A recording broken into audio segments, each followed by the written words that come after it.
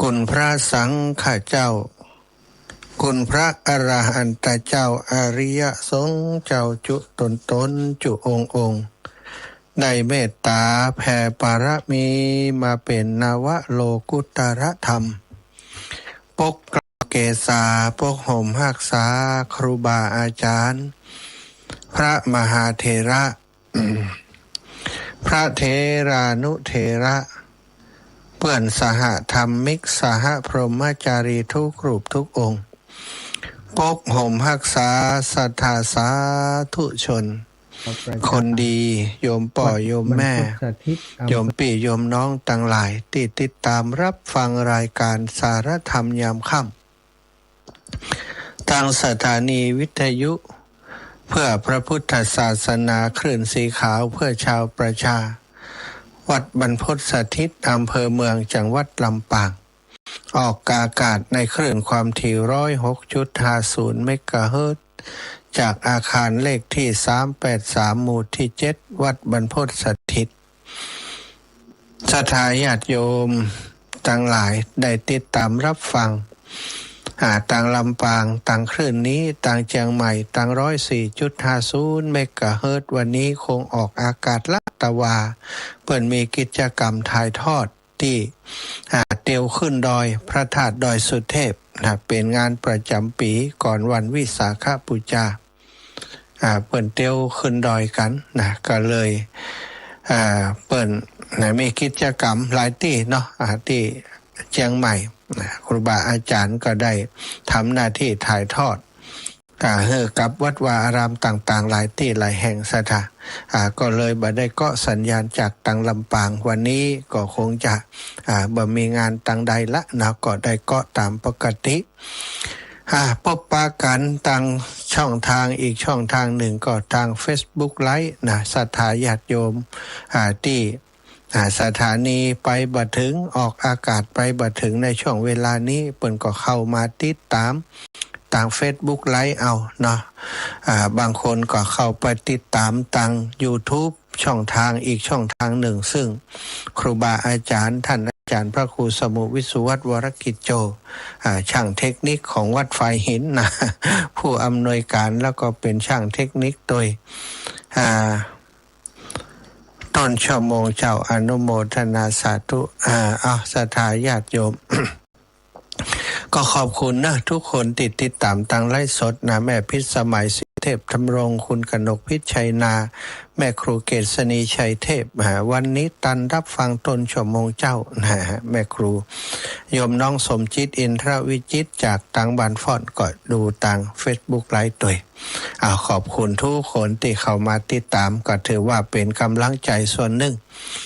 เวลาจัดรายการไลฟ์สดนี่ดับปิงบ่มีใครเข้ามาพอแน่สิจะง่อมเหมือนกันนะ ถ้ามีคนเข้ามาพอก่อนนึกหน้าตาศรัทธาญาติโยมได้ก็เหมือนกับได้อู้กับศรัทธาญาติโยมที่ฟังอยู่ต่างบ้านเนาะส่วนใหญ่ก็คือคนที่รู้จักมักคุ้นกันทำกิจกรรมต่างๆก็พบปะกันอยู่ตลอดเวลาเอาละศรัทธาพบปะกันวันนี้ก่อนที่จะนำเรื่องราวดีๆเป็นสารธรรมมาฝากมาแบ่งปันมาอุจากันอาตมาภาพก็จะปาศรัทธาอีพ่ออีแม่ส่วนหนึ่งที่เปิดติดตามรับฟังแล้วก็อยากจะ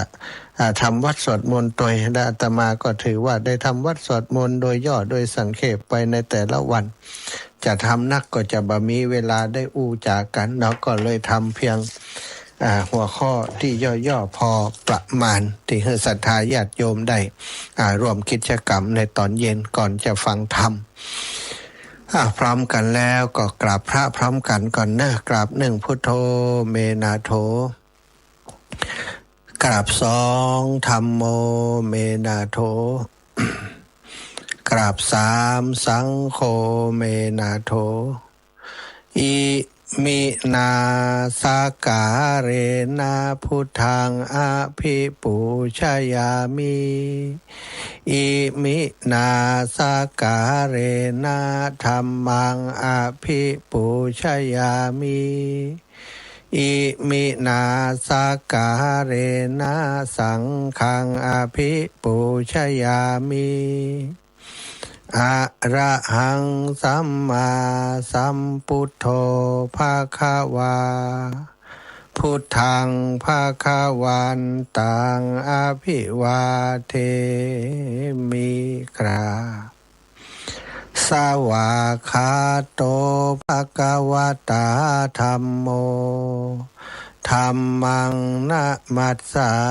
มิกราบสุปฏิปันโนภะคะวะโตสาวกสังโฆสังฆังนะมามิกราบ นะโมตัสสะภะคะวะโตอะระหะโตสัมมาสัมพุทธัสสะนะโมตัสสะภะคะวะโตอะระหะโตสัมมาสัมพุทธัสสะนะโมตัสสะภะคะวะโตอะระหะโตสัมมาสัมพุทธัสสะพุทธังสารนังกัจฉามิธัมมังสารนังกัจฉามิสังฆังสารนังกัจฉามิตุติยัมปิพุทธังสารนังกัจฉามิตุติยัมปิธัมมังสารนังกัจฉามิตุติยัมปิสังฆังสารนังกัจฉามิตาติยัมปิพุทธังสารนังกัจฉามิตาติยัมปิธัมมังสารนังกัจฉามิตาติยัมปิสังฆังสารนังกัจฉามิ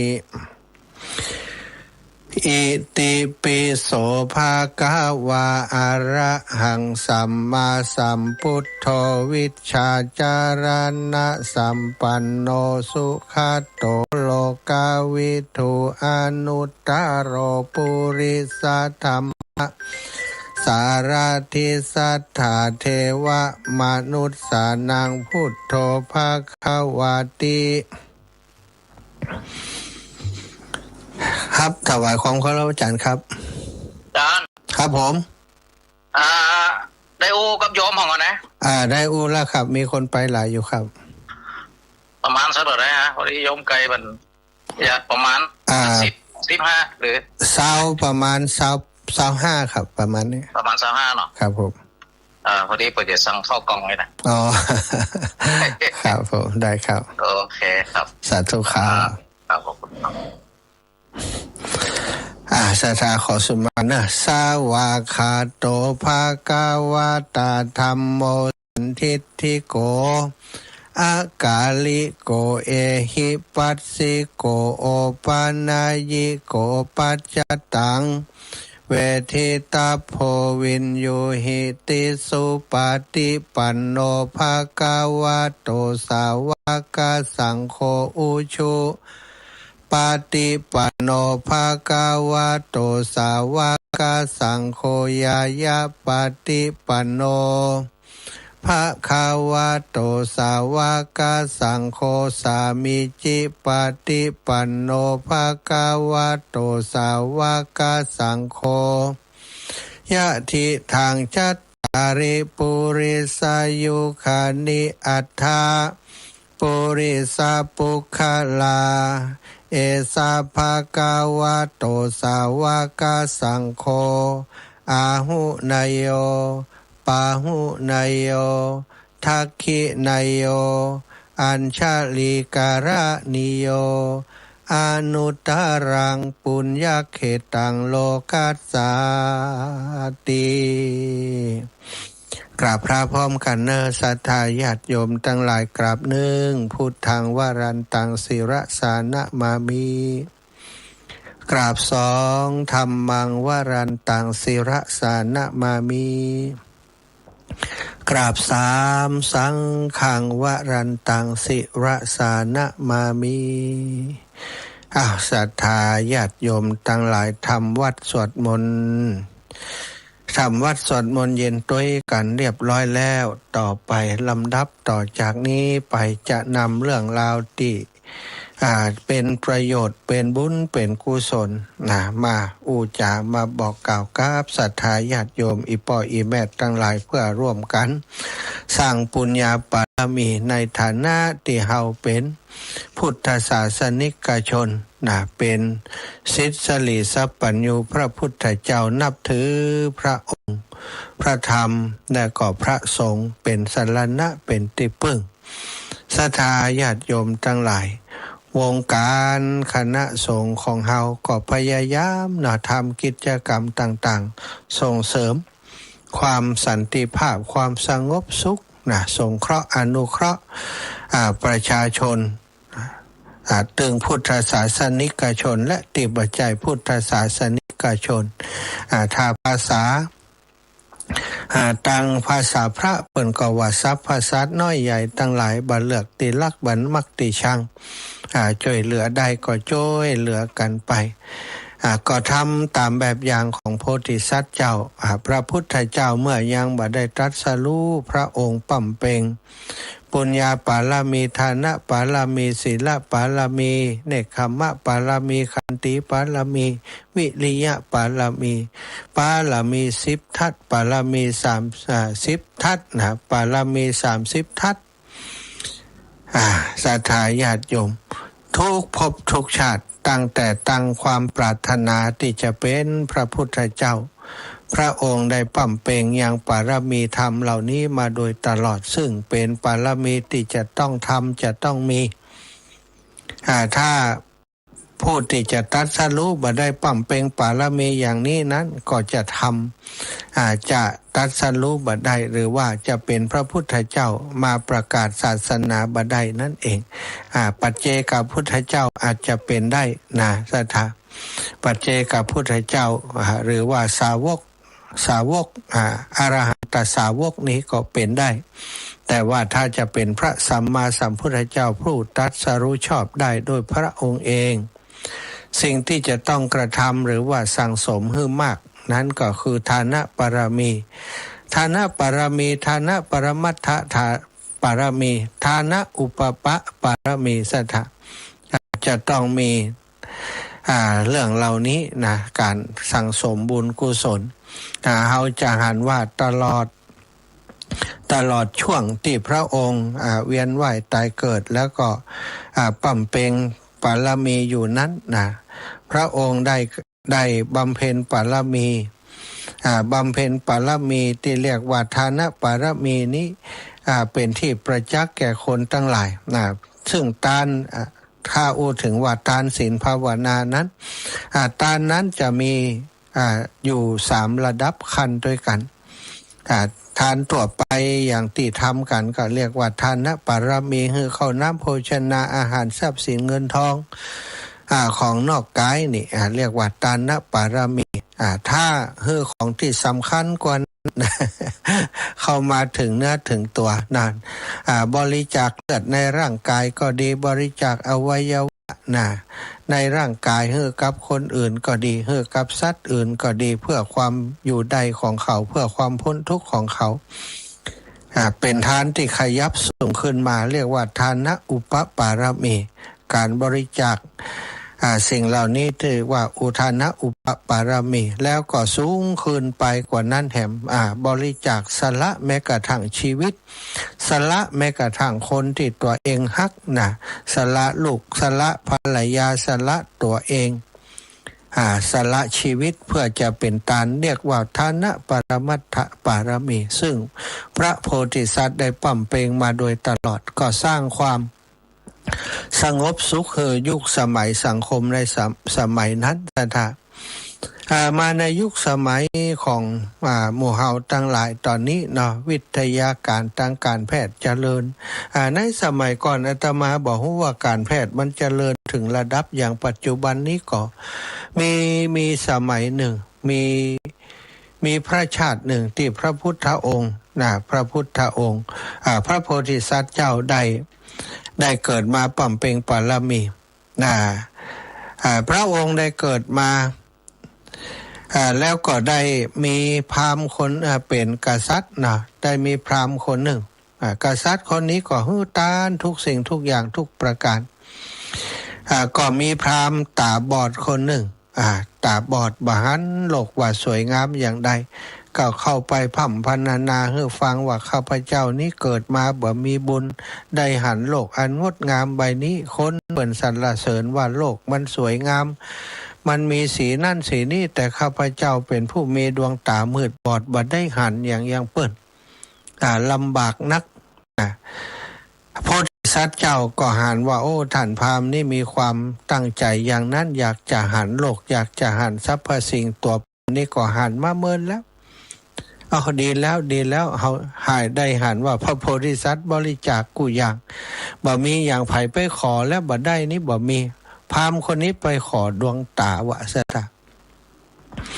โพธิสัตว์เจ้าก็เลยเอาดวงตาของตัวเองนั้นบริจาคเป็นทานให้กับท่านพราหมณ์ท่านนี้ไปควักตาออกมา2 แก่นเลยน่ะพราหมณ์ไปก็มาคิดว่าพวกคนเดียวเอาไปใส่มันจะดีก็หรือว่าวิทยาการแพทย์ตอนนั้นมันเจริญแล้วก็บ่ฮู้เนาะโดยอภินิหารอย่างใดก็บ่ทราบแน่เหมือนกันเอาท่านพราหมณ์คนนั้นไปปรากฏว่าท่านพราหมณ์คนนั้นก็หันอย่างทุกสิ่งทุกอย่างก็ขอบคุณพระโพธิสัตว์เจ้าสถานี่ก็มีเรื่องอย่างนี้เกิดขึ้นตัวแล้วพระองค์หลายครั้งหลายพระชาตินาที่เป็นโพธิสัตว์เจ้าได้บริจาคดวงตาได้บริจาคอวัยวะอื่นแม้กระทั่งบริจาคชีวิตกับสัตว์อื่นหันเสือหิวโหยจะกินลูกก็เป็นบาปเป็นกรรมกับมันตัวโจลงไป ตายอยู่ข้างๆแม่เสือก็บ่ได้ฆ่าลูกซะกับได้กินเนื้อโพธิสัตว์เจ้าแล้วก็มีชีวิตรอดไปได้ทำกรรมอันนักคือฆ่าลูกตัวเอง สถาทำไมวันนี้ถึงเรื่องนี้ ที่เรื่องนี้เพื่อจะให้ศรัทธาได้ตระหนักว่าปัจจุบันนี้ วิทยาการแพทย์นั้นเจริญการที่จะบริจาคอวัยวะหรือว่าการบริจาคสิ่งต่างๆนั้นเราสามารถจะทำได้ผ่านทางความเจริญทางการแพทย์ตอนนี้อาตมาได้ฟังข่าวต่างๆที่โรงพยาบาลศูนย์ลำปางของเราเนาะหลายครั้งแล้วได้หันท่านอาจารย์พระมหานพดลสุวรรณเมธีไปร่วมกิจกรรมบริจาคร่างที่โรงพยาบาลศูนย์ลำปางเปิ้นก็เหมือนกับว่าตั้งโรงพยาบาลศูนย์ลำปางนี้คือเครดิตกับท่านอาจารย์แล้วก็ท่านอาจารย์ก็ได้รับมอบหมายจากหลวงพ่อเจ้าคณะจังหวัดลำปางพระราชจินตะวชิราภรณ์ซึ่งหลวงพ่อเจ้าได้มอบหมายให้ท่านอาจารย์ปฏิบัติหน้าที่แต่ในหลายๆเรื่องโดยเฉพาะเรื่องของการศึกษาการเผยแพร่แล้วก็การสงเคราะห์ในเรื่องนี้เนาะในเรื่องการบริจาคอวัยวะอย่างต่างๆที่โรงพยาบาลจัดถ้ามีเคสอย่างที่เปิ่นบริจาครีบด่วนบางครั้งบางทีผ่าตัดกลางคืนศรัทธาญาติโยมผ่าตัดกลางคืนแล้วก็ต้องเอาอวัยวะไปส่งปลายทางนี่จะต้องไปหื้อศีลหื้อปอนกลางคืนก็ต้องไปกลางคืนนี่ในโรงพยาบาลศูนย์ลำปางของเราก็ดีและโรงพยาบาลที่เจริญเนาะเกือบจะทุกที่เปิ่นมีศูนย์รับบริจาคอวัยวะนี้ก็จะมีกิจกรรมแบบนี้คือในเวลามีคนเสียชีวิตอุบัติเหตุก็ดีอย่างก็ดีถ้าเกิดอุบัติเหตุแล้วก็ไม่สามารถจะอยู่ต่อได้ละจะหมดลมหายใจอยู่แล้วโรงพยาบาลหรือว่าญาติเปิ้นมีความประสงค์จะบริจาคอวัยวะของผู้เป็นลูกเป็นหลานที่ประสบอุบัติเหตุเป็นบิดามารดาที่ประสบอุบัติเหตุเปิ้นบ่ไหวและเปิ้นไปต่อบ่ได้แล้วเปิ้นอย่างใดเปิ้นก็ต้องเปิ้นถึงเสียชีวิตลูกหลานก็หันประโยชน์ว่าถ้าได้บริจาค อวัยวะที่มีอยู่นั้นนะที่ยังใช้งานได้อยู่ไปให้กับคนอื่นก็เหมือนกับต่อชีวิตให้กับคนอื่นให้มีชีวิตยืนต่อไปแล้วก็ผู้เป็นพ่อเป็นแม่เป็นพี่เป็นน้องเฮาที่ได้บริจาคอวัยวะจะได้บุญใหญ่จะได้มหาบุญเป็นทานะปรมัตถถาปารมีเปิ้นก็ได้บริจาคกันทุกครั้งที่อาตมาได้หันเคสที่เปิ้นบริจาคอวัยวะต่างๆและท่านอาจารย์ไปร่วมกิจกรรมก็ดีใจเกิดความรู้สึกว่าคนที่เปิ้นเนาะเสียสละใดแม้กระทั่งอวัยวะให้กับคนอื่นนั้นถือว่าเปิ้นก็บ่ต่างจากโพธิสัตว์เจ้าเลยสถาญาติโยมซึ่งคนส่วนใหญ่กลัวนะแม้กระทั่งญาติพี่น้องส่วนใหญ่นี่บ่ใจคือ100 คนนี่จะมีคนที่บริจาคนี่ประมาณสัก 4-5 คนเท่านั้นนะสถาบ่ใจว่า100 คนก็บริจาคกันหมดนะบ่ใจแล้วก็คนส่วนใหญ่ที่100 คนที่เปิ้นบริจาคนั้นเปิ้นก็กลัวว่าญาติของเปิ้นต่อถ้าตายไปแล้วเกิดมาแหมจัดจำมีตาพ่องจำมีหัวใจพ่องจำมีไตพ่องที่บริจาคไปเหล่านั้นจะบ่มีของเหล่านี้เป็นพิกลพิการในอนาคตชาติภายหน้านะซึ่งความเป็นจริงนั้นก็คือเป็นความเข้าใจผิดแต่ว่าบางทีการตัดสินใจอย่างนี้ก็เป็นเรื่องที่มันละเอียดอ่อนเนาะความรู้สึกของคนเป็นความละเอียดอ่อนแต่ถ้าเปิ้นเข้าใจเรื่องเล่านี้ว่ามันเป็นการบริจาคที่ยิ่งใหญ่แล้วมันเหมือนมันได้ต่อชีวิตของคนอื่นให้มีชีวิตอยู่ต่อไปได้เปิ้นสามารถทำได้นั้นก็เป็นบุญอันยิ่งใหญ่เขาจะหันว่าการทำพิธีต่างๆเกี่ยวกับกรณีอย่างนี้นะสถาเพิ่นทำอย่างยิ่งใหญ่มากนะทำคือถือว่ายิ่งใหญ่เพิ่นจะมีตั้งผู้ว่าราชการจังหวัดเนาะผู้นำใหญ่ๆของจังหวัดนั้นไปแสดงความยินดีกับญาติโดยงานศพก็จะได้รับพระราชทานเป็นงานศพพระราชทานโดยเป็นถือว่าเป็นเกียรติกับผู้ที่เปิ้นเสียชีวิตแล้วเปิ้นได้บริจาคอวัยวะอาตมาเรื่องนี้ก็เพราะว่าตอนนี้นะทางโรงพยาบาลศูนย์ลำปางได้มาขอความอนุเคราะห์จากสถานีวิทยุคลื่นสีข่าวเพื่อชาวประชาของเฮาซึ่งท่านอาจารย์พระมหานพดลสุวรรณเมธีเป็นเจ้าของเป็นผู้อำนวยการอยู่ท่านอาจารย์ก็หันว่าสถานีวิทยุของเฮานั้นเป็นสถานีวิทยุบริการสาธารณะเป็นสถานีวิทยุที่เป็นกระบอกเสียงให้กับเรื่องราวที่ดีที่งามทั้งหลายการบริจาคอวัยวะการเชิญชวนคนให้เสียสละเกี่ยวกับเรื่องมูนี้มันเป็นประโยชน์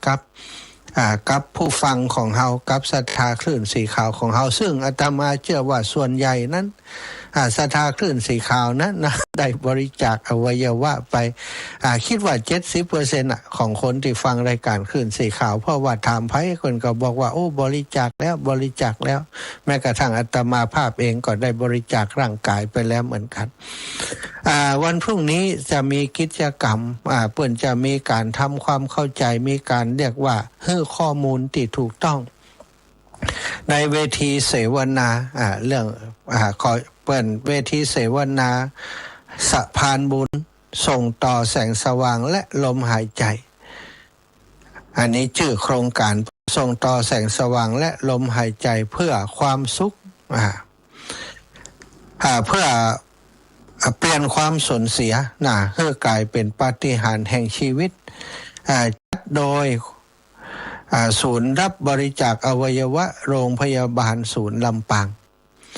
ซึ่งในเวทีเสวนานี้ก็คงจะส่งต่อแสงสว่างเนี่ยอาตมาคิดว่าเป็นดวงตานะแสงสว่างในที่นี้เนี่ยเปิดรับบริจาคดวงตา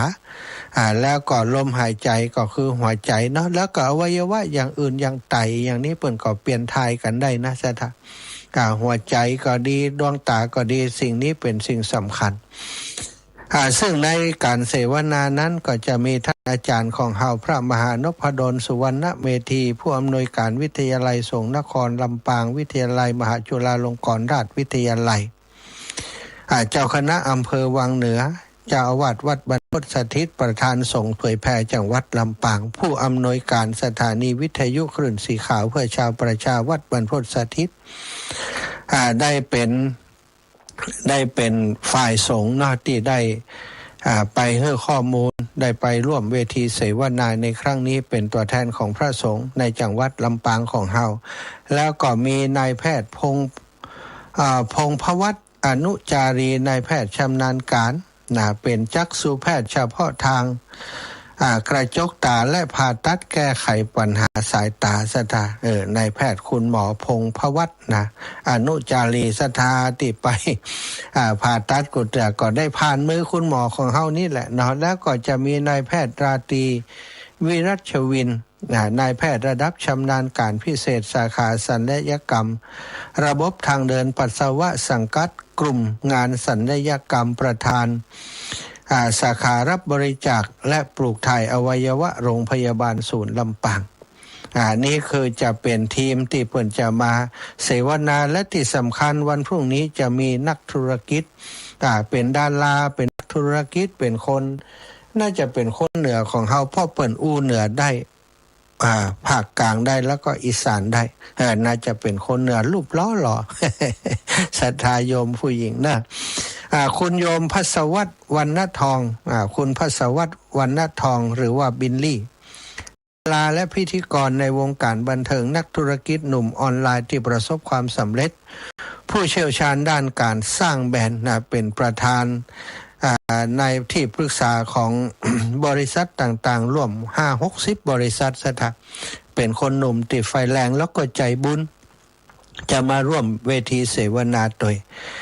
แล้วก็ในวันพรุ่งนี้เพิ่นจะมีของที่ระลึกสำหรับผู้ที่มาร่วมงานหรือว่าผู้บริจาคมาบริจาคอวัยวะหรือว่าบริจาคร่างกายต่างๆนี่เปิ้นจะมีของที่ระลึกคือเป็นของเป็นหนังสือตัวเป็นไอ้อย่างนี่เอาสร้อยข้อมือตัวนี่มีหลายอย่างอยู่ศรัทธาญาติโยมแล้วก็ในงานจะมีบูธรับแสดงความจำนงการบริจาคอวัยวะดวงตาและศูนย์รับบริจาคอวัยวะดวงตาสามารถลงทะเบียนได้ทันทีอาตมานี่ดวงตานี่ลงทะเบียนไปแล้วก็อวัยวะก็ลงทะเบียนไปแล้วแต่วันพรุ่งนี้จะไปเช็คข้อมูลแหมคำให้กว่ามันตกหล่นเนาะในวันพรุ่งนี้ศรัทธาญาติโยมอยากจะให้ศรัทธาอีพ่ออีแม่ได้มีโอกาสไปสร้างบุญด้วยกันสร้างบุญญาบารมีหลายคนอาจจะบริจาคไว้แล้วเขาไปฟังข้อมูลไปฟังการเสวนาไปเป็นกำลังใจให้คุณหมอให้ครูบาอาจารย์ที่เปิ่นไปร่วมเวทีเสวนาในวันพรุ่งนี้ซึ่งงานก็จะเริ่มตั้งแต่ 8 โมง8:30 นาฬิกา8 โมงไปจนถึง16 นาฬิกาสถานกิจกรรมจะมีไปถึง16 นาฬิกาแต่ว่าเวทีเสวนาการอู้จากันนั้นจะถึงประมาณ11 นาฬิกาเนาะพรุ่งนี้ก็จะมีเข้ากล่องแจกด้วยสำหรับทีมศรัทธาญาติโยมอีแม่ทั้งหลายอีปอดทั้งหลายที่ฟังรายการนี้อยู่อยากจะไปร่วมกิจกรรมเปิ้นอยากจะสนับสนุนให้กำลังใจทีมงานของเปิ้นเฮาก็ไปร่วมฟังร่วมกิจกรรมกับเปิ้นคุณหมอครูบาอาจารย์ที่เปิ้นโครงการนี้หันหมู่เฮาไปเปิ้นก็จะได้มีกำลังใจเนาะพรุ่งนี้อาตมาและศรัทธาญาติโยมส่วนหนึ่งได้โทรอู้กันแล้วจะไปกันกี่คนแต่กี่ต้นชั่วโมงท่านอาจารย์ใหญ่โทรมาวันพุธไปกันกี่คนแต่ น่าจะเกิน25 คนเนาะเท่าที่อู้กันไปนั้นศรัทธาที่มาถ้าไฝ่คัดสนเรื่องโน้นเรื่องนั้นเรื่องนี้อีแม่ไปกันหลายอันอาจารย์น้ำมันรถบ่มีช่วยสักน้อยได้ก่อนเอาย้อนกันคนละครึ่งกันได้ถ้ามาเป็นสะพานบุญถ้ามาร่วมบุญอย่างนี้ยินดีที่จะสนับสนุนศรัทธาญาติโยมเนาะสำหรับการบริจาคร่างกายก็ดีบริจาคอวัยวะก็ดีนี่ศรัทธาญาติโยมเป็นการสร้างถือว่าเป็นทานบารมีชั้นสูง เป็นทานการบริจาคอวัยวะถือเป็นทานบารมีขั้นสูงได้แก่การบริจาคชีวิตเนี่ยเพื่อช่วยเหลือผู้อื่นหรือว่าเพื่อรักษาธรรมนอกจากเป็นบารมีขั้นทานนะอุปบารมีแล้วก็ยังโยงไปหาหลักสำคัญอย่างหนึ่งที่เรียกว่ามหาปริจาคะการบริจาคส่วนใหญ่แล้วคนที่บ่เคยบริจาคนี่มีทรัพย์สินเงินทองก็บ่กล้าจะให้ไผบ่กล้าจะบริจาคไผบ่อยากจะบริจาคให้ไผเพราะว่าจิตใจยังมีความตระหนี่ที่เหนียวอยู่แต่ว่าหลายๆคนเนาะอย่างอีป่อยอีแม่ตั้งหลายผู้ปฏิบัติธรรมนี่ก็หันว่าโอ้จริงๆแล้วร่างกายของเฮานี้เขาก็มายืมอาศัยอยู่ระยะหนึ่งวันที่เฮาบ่อยู่แล้วเฮาบ่ใช้ประโยชน์แล้วเฮาจะจากไปแล้วนะซึ่งการจากไปของคนเฮานี้มันบ่ฮู้เนาะเฮาจะจากไปโดยเหตุอย่างใดถ้าเฮาจากไปโดยอุบัติเหตุนี่อวัยวะบางส่วนมันใช้ได้นี่ถ้าเฮาบริจาคไว้เพิ่นก็เอาไปใช้ประโยชน์กับคนอื่นแต่ถ้าเฮาเสียชีวิตบริจาคร่างกายเมื่อเฮาเสียชีวิตไปแล้วอันนั้นก็จะยกระดับขึ้นมาอีกส่วนหนึ่งก็คือได้ไปเป็นอาจารย์ใหญ่ชีวิตเกิดมาเป็นคนบ่ได้เรียนครูมาเลย แต่ตายแล้วได้เป็นอาจารย์ใหญ่นะอาจารย์ใหญ่ยังไงก็คือไปเป็นอาจารย์ใหญ่ให้กับคุณหมอคุณหมอที่เปิ้นเรียนนักศึกษาแพทย์ทั้งหลายเปิ้นก็จะพาพิสูจน์ดูโน่นดูนั่นดูนี่นะดูระบบเส้นเลือดดูระบบเส้นเอ็นกล้ามเนื้อดูระบบหลอดเลือดนะต่างๆนี่เปิ้นได้ดูได้อย่างต้องมีการฝึกฝนด้านหมู่นี้หมดสถายญาติโยมเพราะฉะนั้นจุดติดจบไปเปิ้นก็อาศัยร่างของคนที่บริจาคไว้ก่อนเปิ้นก็ได้เอาไปเรียนเอาไปศึกษาก็เป็นประโยชน์กับคนที่อยู่ตั้งหลังคุณหมอเปิ้นได้ศึกษาเปิ้นเรียนรู้เปิ้นก็ได้เอามาเป็นประโยชน์รักษาคนที่อยู่ตั้งหลังเฮาอาจจะเป็นลูกเป็นหลานญาติกาวงวานตั้งหลังของเฮาซะตะแล้วก็เป็นเกียรติกับครอบครัวตัวเปิ้นเอาไปเก็บรักษาอย่างสมเกียรติสถาผ่าตัดเปิ้นก็ไหว้ก็สาทุกครั้งบ่ได้ทำแบบลวกๆหรือว่าบ่เคารพนะเปิ้นทำด้วยความเคารพไหว้ทุกครั้งก่อนจะเอามาผ่าตัดก่อนจะเอาไปเก็บเสร็จเรียบร้อยก็เปิ้นก็เอาประกอบร่างเรียบร้อยเปิ้นก็ทำการเอาไปประชุมเพลิงเป็นการพระราชทานเพลิงศพเพื่อตัวนี่เป็นเกียรติยิ่งใหญ่ของชีวิตเนาะศรัทธาญาติโยมของครอบครัวการบริจาคอวัยวะมีคนถามว่าเป็นบุญหรือไม่นะนี่ก็ท่านอาจารย์เจ้าคุณประยุทธ์โตสมเด็จพระพุทธโฆษาจารย์ได้กล่าวไว้ได้บอกไว้ว่ามันเป็นบุญดังที่พระโพธิสัตว์ท่านบริจาคได้ก็เป็นบุญชั้นสูงถึงขั้นเรียกว่าปารมีการจะทำบุญให้เป็นปารมีนั้นก็คือทำบุญลักษณะแบบนี้สร้างบุญญาปารมีนี่ บ่ใจว่าสร้างง่ายๆนะสัตว์ถ้าภายแม้กระทั่งการบริจาคทรัพย์มาได้ก็ยังบ่ยะนี่จะไปอู้ถึงว่าทำบุญให้เป็นปารมีนั้นก็จะยากอยู่เนาะทานะปารมีทานอุปปารมีทานะปรมัตถปารมีเป็นแต่ละขั้นสูงขึ้นไปภัยจะเป็นผู้ได้บุญนะการทำบุญการให้บริจาคอวัยวะนี้ภัยเป็นผู้ได้บุญภัยใครคือผู้บริจาคคนนั้นก็ได้นะถ้าเขาเป็นผู้บริจาคเขาตั้งความปรารถนาไว้ตั้งแต่ตอนที่มีชีวิตอยู่เพราะเฮาฮู้ว่าชีวิตนี้มันบ่แน่นอนอะหยังก็เกิดขึ้นได้เฮาเข้าใจเรื่องนี้เฮาไปบริจาคไว้บริจาคอวัยวะอย่างดวงตาก็ดีหัวใจก็ดีอะหยังต่างๆอวัยวะภายในต่างๆนี้เฮาไปบริจาคไว้เมื่อเฮาตายไปแล้วคุณหมอเพิ่นก็ดำเนินการตามเจตนาที่เฮาตั้งใจไว้ถ้าเฮาเป็นผู้บริจาคเองเป็นผู้บริจาคเองคนนั้นก็จะได้เอง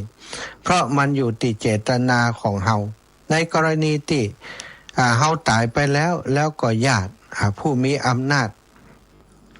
ญาตินั้นปรึกษากันแล้วบริจาคคือกับโรงพยาบาล ในแง่นี้ก็คือญาติบริจาคนั้นจะต้องอุทิศไปให้กับผู้ตายนะคนที่เป็นญาติของเฮาที่ตายไปนั้นอีกทีหนึ่งในเปิ้นก็จะได้บุญไปโดยที่เปิ้นบ่ฮู้ตัวนะได้บุญโดยบ่ฮู้ตัว บุญในข้อนี้ญาติก็จะได้ส่วนหนึ่งนะญาติได้ส่วนหนึ่งคือส่วนที่จิตใจที่ดีงามตัดสินใจแต่เฮาทำในสิ่งที่ถูกต้องนี่ญาติก็ได้บุญเป็นผู้มีสติปัญญาเฉียบแหลมเป็นผู้ที่มีเวลาเจอปัญหาอย่างมานี่ก็สามารถคลี่คลายปัญหาได้โดยง่ายเป็นผู้ที่เกิดไปทุกภพทุกชาติมีปัญญาเป็นที่รักของคนทั้งหลายแต่ตัวเฮานี่โอ้โหเป็นฐานะปรมัตถาอุปปารมีปรมัตถาปารมีโดยที่เฮาบ่ฮู้ตัวซะท่าได้บุญแน่นอนนะในทางธรรมก็ถือว่าบริจาคในคณะติดตัวยังเป็นอยู่ก็จะเป็นบุญขั้นสูงบัดเดี๋ยวนี้เฮายังมีชีวิตกันอยู่ถ้าเฮาต้องการบริจาคอย่างนี้คือเป็นบุญชั้นสูงศรัทธาเฮาก็ไปบริจาคกันเองบริจาคกันที่โรงพยาบาลนอติเปิ้ลทำการรับบริจาคพิจารณาสองอย่างโดยกันในแง่หลักฐานทางคัมภีร์แสดงว่าพระพุทธเจ้าเมื่อเป็นพระโพธิสัตว์ทรงบริจาคในตาก็เป็นเหตุให้พระองค์ได้รับได้สมันตจักขุคือเป็นพระเนตรหรือว่าดวงตาพิเศษสุดของพระพุทธเจ้าเป็นดวงตาที่เปิ้นบอกว่างดงามเหมือนกับตาของเนื้อทรายเนาะเนื้อทรายตาของพระพุทธเจ้านี้สดใสเปล่งปลั่งเป็นตาที่ไผ่ซบตาแล้วก็จะมีความสุขสงบเย็นขึ้นมาทันทีนี่คือพระเนตรที่พระองค์ได้จากการที่พระองค์บริจาคในตาเหมือนกันพระคัมภีร์ก็สนับสนุนชัดเจนว่าชาติหน้านั้นคนที่บริจาคนั้นตาที่บริจาคไปนั้นมีแน่นอนแล้วก็เป็นตาที่ดีที่งามตัวบ่มีโรคพอมีโรคภัยเกิดขึ้นกับตาเขาเป็นบุญเป็นอานิสงส์แล้วก็ในแง่ของเหตุผลคนที่บริจาคอวัยวะให้คนอื่นก็คือผู้ที่ปรารถนาดีต่อเขาอยากให้เขาพ้นจากความทุกข์หายจากเจ็บป่วยอยากให้เขาเป็นสุขจิตอย่างนี้ในตอนที่คิดก็เป็นจิตที่ดีคือจิตที่ยินดีเบิกบานคิดถึงความสุขความดีงามและความเจริญหากคนที่บริจาคพอไปเกิดใหม่จิตก็จะปรุงแต่งอย่างก่อนล่ะจิตก็ต้องปรุงแต่งชีวิตของตนเองนั่นเองเมื่อจิตสะสมมาดีมีแนวโน้มเอียงและมีความสามารถในทางที่ดีอย่างนั้นมีแต่ภาพของร่างกายและอวัยวะที่สวยงามสมบูรณ์ซึ่งได้สะสมไว้มันก็จะปรุงแต่งชีวิตร่างกายรูปร่างหน้าตาให้ดีให้งามให้สมบูรณ์อันนี้ก็เป็นเหตุผลเรื่องของกรรมคือหลักกรรมหรือว่ากฎแห่งกรรมตามธรรมชาตินั่นเองเนี่ยศรัทธาญาติโยมวันพรุ่งนี้จึงอยากจะเชิญชวนศรัทธาสาธุชนอีปออีแม่ทั้งหลายได้ไปร่วมกิจกรรมกับตั้งโรงพยาบาลศูนย์ลำปางไปเป็นกำลังใจให้อาจารย์ใหญ่ของเฮานะอาจารย์ใหญ่นี่จะไปแสดงธรรมไปเป็นองค์สำคัญไปเทศสร้างความเข้าใจให้คนอาจารย์เปิ้นก็ได้อุจาบอกกล่าวมาว่าอยากให้อาจารย์สมชาติช่วยประชาสัมพันธ์บอกให้ศรัทธาหมู่เฮาจิมไปให้กำลังใจกันแสดงพลังคลื่นสีขาวลำปางสักเล็กน้อยเนาะ เอามีสื่ออยู่ในมือบอกข่าวกันอย่างอีเป็นข่าวสารงานบุญที่สำคัญถึงเฮาบริจาคศรัทธาลูกหลานเปิ้นบ่ยอมเฮาไปฟังแล้วเฮาได้ข้อมูลแล้วไปไปจ่าเป็นสะพานบุญให้เปิ้นจ่าให้คนนั้นคนนี้ฟังอีแม่ไปโรงพยาบาลตาเจ้าได้ไปฟังท่านอาจารย์พระมหานพดลเปิ้นถึงเรื่องนี้ฟังคุณหมอเปิ้นถึงเรื่องนี้แล้วศรัทธาไปให้เปิ้นฟังอีแม่ถ้าข้าเจ้าไข่บริจาคนี่อย่างใดไปที่โรงพยาบาลตรงนั้นตรงนี้เนี่ยเฮาก็สามารถไปได้เนาะกิจกรรมเปิ้นจะจัดที่ลาน แฮปปี้พาร์คโรงพยาบาลลำปางสถาไปก็หาง่ายเนอะร้านที่มีรูปของหลวงพ่อเกษมอยู่เนี่ยตั้งเปิ่นจะมีโดมอยู่ประเดี๋ยวนี้หาง่ายนะตั้งหลังตึกนะตั้งหลังตึกอันข้างตึกสิทธิเกษมนะข้างตึกคณะไปเลยอาตมาก็จะอยู่แถวนั้นคอยดูแลอีป่อยอีแม่อยู่เนอะไปวันพรุ่งนี้เปิ่นก็จะมีของที่ระลึกคือสำหรับคนที่ไปร่วมงานแล้วก็ร่วมบริจาคนะมีวัตถุมงคลที่ปลุกเสกเรียบร้อยแล้วมามอบให้ตลอดถึงหนังสือธรรมะอย่างดีให้ตัววันพรุ่งนี้เนาะก็เข้ากองตัวนะเปิ้นจะตะกี้อาจารย์เปิ้นโทรมาเช็คว่าคนไปหลายเปิ้นจะได้ดูแลเรื่องเข้ากล่องให้สถานนะฝากเรื่องนี้ไว้เป็นเป็นบุญให้กับศรัทธาญาติโยมได้ไปแสวงไปเอาบุญด้วยกันวันนี้เนาะฝากศรัทธาได้เป็นสะพานบุญบอกคนตั้งหลายที่เปิ้นได้ฟังเนาะจวนเปิ้นไปฟังตัวก็ได้เนาะไฟบ่มีค่าน้ำมันไปเบิกเอาพุ่นเนาะ ไปเบิกในย่ามอาตมาได้เนาะอยากจะให้ศรัทธาได้ไปฟังเนาะก็ถือว่าได้ทำบุญร่วมกันยมน้องสมจิตอินทรวิจิตรเนาะไปแสดงตัวจิมวันพรุ่งนี้วันพรุ่งนี้จะมีรางวัลให้พี่น้องตังนากวางนาฟานเนาะได้บอกรถของแม่แก้วนะแม่แก้วบรรณากวางไว้โยมน้องนงลักษ์นงลักษ์ชัยชนะนะเป็นตัวแทนสายตังแม่ทะนะพี่น้องตังแม่ทะไม่ยากก็มานะไม่ยากสวัสดิ์โยมป่อพี่น้องบรรลุธรรมาได้มาเนอะการรถเอาตีมาเอาเตียตมาเพื่อเลย ตั้งปอมหูกับหนออาจารย์สมชาติใจใหญ่มาได้หน้าตีโรงพยาบาลศูนย์ลำปางโยมแม่สวัสดิ์โยมป่อแสงแก้วนะพี่น้องตังบรรลุอยากจะให้มาเนาะมาร่วมฟังมาร่วมเป็นสะพานบุญด้วยกันพี่น้องตังน้ำโจประจำนี่ใครมาแต่ว่าอัน8 โมงเกิงนะโยมน้องคุณโยมถามมาตังไลฟ์สดว่ากี่โมงเจ้านะ8 โมงครึ่งมาได้เนาะ8 โมงเกิงมานะมาถ้าเหมารถมาก็ถ้าติดขัดเรื่องการใช้จ่ายก็บอกได้เนาะแจ้งอาตมาได้เนอะสตายินดีจะสนับสนุนกิจกรรมนี้เพราะมันเป็นกิจกรรมที่เป็นบุญเป็นกุศลเป็นประโยชน์ครับชีวิตของคนเนาะคนที่เปิ่นลำบากเปิ่นเดือดร้อนอยู่นี่บางคนเป็นโรคไตทรมานขอบริจาคไตอยู่นะถ้าเปิ่นได้ไตไปเปิ่นก็มีชีวิตที่ดีขึ้นอาตมามีญาติอยู่คนหนึ่งเป็นโรคไตล้อบริจาคแกก็อดทนสู้นอสถาเป็นเวลาประมาณรวม20 ปีกว่าจะได้อันจะได้ไต่ไปใส่แต่ปัจจุบันนี้ก็ดีละเนาะการลดนี้เอาตามจริงนะสถานนะเปิ่นมากี่บาทก็บอกได้เนาะมากี่บาทก็บอกได้ว่าลดเปิ่นเอาต่ออีนะมาโรงพยาบาลศูนย์กับปอไก่เปิ่นเอากี่บาทก็มาบอกเด้อเนาะไม่ก็หามมาก็ซอก อยากให้ศรัทธาได้มาร่วมกิจกรรมแล้วก็ได้ประโยชน์กลับไปเป็นบุญเป็นกุศลของศรัทธาเอาฝันศรัทธาให้โทรเข้ามาสักหน่อยก็แล้วกันจะมาสอบถามหลังไมค์ก็ได้นะเวลาเริ่มงานนั้น8:30 น.ถึง 11 นาฬิกาเป็นเวทีเสวนาแต่ว่ากิจกรรมจะมีจะไปจนถึง4 โมงแรงเนาะศรัทธามีอาหารเลี้ยงเนอะมีข้าวเลี้ยงแต่ไผ่จะเอาลงทานมาตัวก็ได้นะ เอาขนมจีนมาตัวก็ได้เนอะโยมน้องสมจิตบริจาคแล้วเจ้ายังบริจาคหัวใจยังบ่ได้บริจาคหัวใจและดวงตาได้ตัวกับเจ้าได้มาเนอะวันพุธมา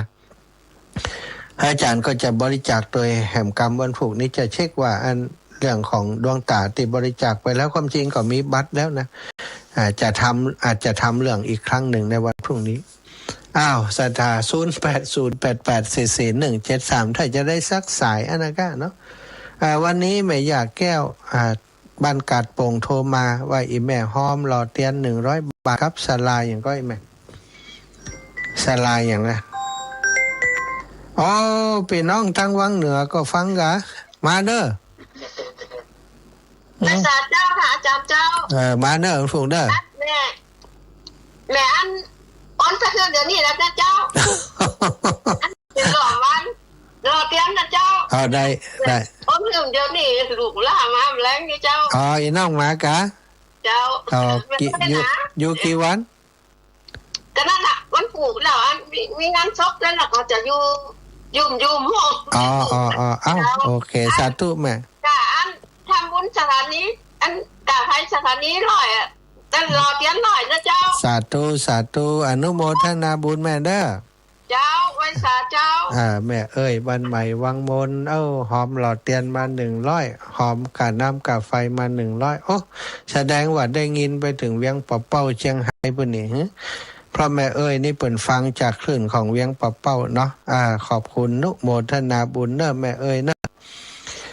วันพรุ่งนี้ได้พบกับดารารูปหล่อเดนนะคุณพระสวัสดิ์นะคุณพระสวัสดิ์วรรณทองหรือว่าคุณบินลี่นักธุรกิจใจบุญสถามาพบปะแต่ว่าสิ่งสำคัญคือเราจะได้ฟังเรื่องราวที่เป็นประโยชน์เนาะบางครั้งความเข้าใจอย่างต่างๆนี่เราในเรื่องนี้นี่เรายังบ่ชัดเจนแต่จะได้มาฟังคุณหมอจะได้มาฟังครูบาอาจารย์ที่เปิดมีความรู้ในเรื่องนี้นะจะได้มาอูจาบอกกล่าวให้เราฟังการลดเอามาตามจริงนะมาเลยมาเตะเนี่ยบ่มีการลดคุณย่าคุณยายจากมาแต่มีการลดก็บอกศาลาอย่างก็แม่ลืมชื่อไม่เห็นหรอศาลาอย่างก็ศาลาอย่างก็ศาลาทินน่ะเขาลืมทินนึกตึ้มออกศาลาทินศาลาทิน100แม่100ศาลาทิน100แม่นี่แม่แก้วเนาะ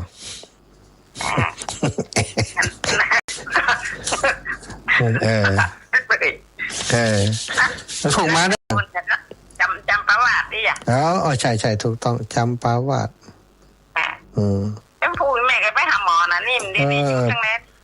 ฮันร้านฮันเตียนมีโดมโค้งๆอะไรเป็นจุดที่เขาจังมานั่งพักเนี่ยกิจกรรมอย่างนั้นมั้ยที่อยู่ระหว่างจะอยู่ระหว่างตึกสิทธิเกษมกับตึกที่เขาจะเดินไปอันที่สุตินารีอย่างมันน่ะแถวน่ะไปน่ะตั้งหันกะ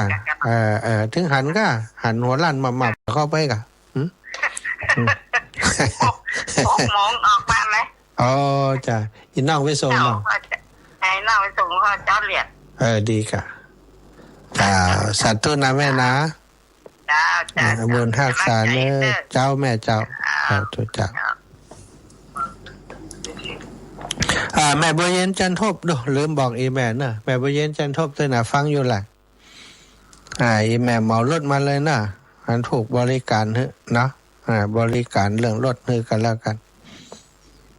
เดี๋ยวแม่บัวเย็นจันทบอย่างใดก็เดี๋ยว